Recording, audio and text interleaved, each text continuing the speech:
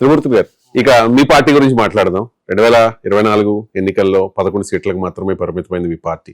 2019లో 151 స్థానాలు, 2024లో 11. అసలు ఎంత డౌన్ఫాల్ అంటే ఈ 22 నెలల కాలంలో మీ పార్టీ ఏమైనా పుంజుకుందా? వచ్చే ఎన్నికల నాటికి మీ పార్టీ పరిస్థితి ఏంటి? మీకు ఆశ ఉండొచ్చు, మీరు వైసీపీ నాయకుడు కాబట్టి, జగన్మోహన్ రెడ్డి గారు మీకు ఎమ్మెల్సీ ఇచ్చారు కాబట్టి మేము 2029లో గెలిచేస్తాం మళ్ళీ అని మీరు అనొచ్చు. కానీ వాస్తవ పరిస్థితి ఏంటో చెప్పండి.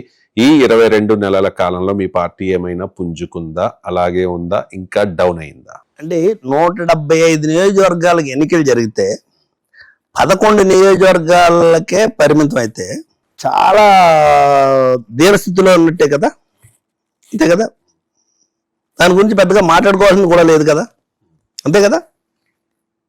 అప్పటికి లేదు, ఇప్పటికి ఏంటి అని. ఇప్పటికి కాదు, ఇప్పటికి కూడా 11 సీట్లకు పరిమితం అయినటువంటి వాళ్ళు 164 సీట్లు వచ్చినాయి కూటమికి.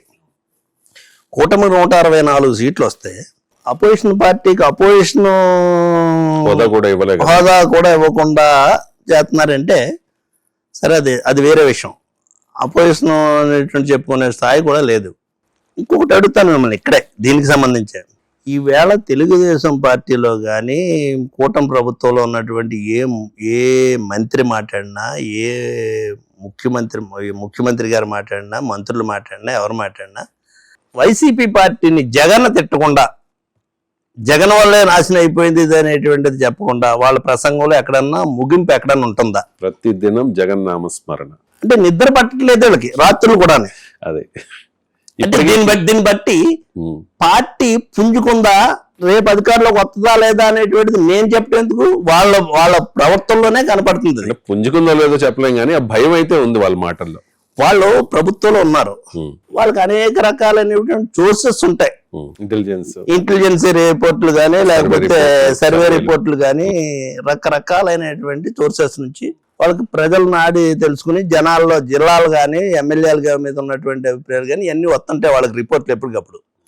ఆ రిపోర్ట్లు వచ్చేటువంటి సందర్భంగా వైసీపీ పార్టీ ఎక్కడ పుంజుకోలేదు, జగన్ అన్నవాడు ఇంక భవిష్యత్తులో రాడు అనేటువంటిది ఉంటే ఇంక జగన్ గురించి ఎందుకు మాట్లాడాలి? వీళ్ళు జగన్మోహన్ రెడ్డి నామస్మరణ చేయకుండా ఎవరికి తెల్లారట్లేదు.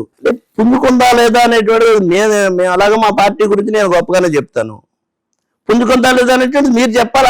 వాళ్ళ యొక్క భయం, వాళ్ళ యొక్క ఉనికిడి చూస్తుంటే ఏ రకంగా ఉందనేటువంటిది దాన్ని బట్టి పుంజుకుంటుందా, భవిష్యత్తులో ఆ పార్టీ అధికారంలోకి వస్తుందా లేదా అనేటువంటి చెప్పగానే చెప్తున్నారు వాళ్ళు. దాంట్లో భాగంగానే ఈ రాజధాని గురించి ఇప్పుడు ఒక తీర్మానం చేసి, ఆ తీర్మానంలో కూడా మాట్లాడేటప్పుడు భవిష్యత్తులో కూడా దీన్ని ఎవరో మార్చలేనటువంటి విధంగా ఈ చట్టం చేసామని చెప్పేసి పండుగలు చేసుకుంటున్నారు. అంటే జగన్ వచ్చినా కూడా అదే భవిష్యత్తులో కూడా ఈ చట్టాన్ని ఎవరో మార్చలేరు, జగన్ తరం కాదు అనేటువంటి చెప్తున్నారంటే ఆ మాటలోనే జగన్మోహన్ రెడ్డి మళ్ళీ ముఖ్యమంత్రి అవుతాడు అనేటువంటిది మీరు చెప్పగానే చెప్తున్నారు కదా ఇక్కడ.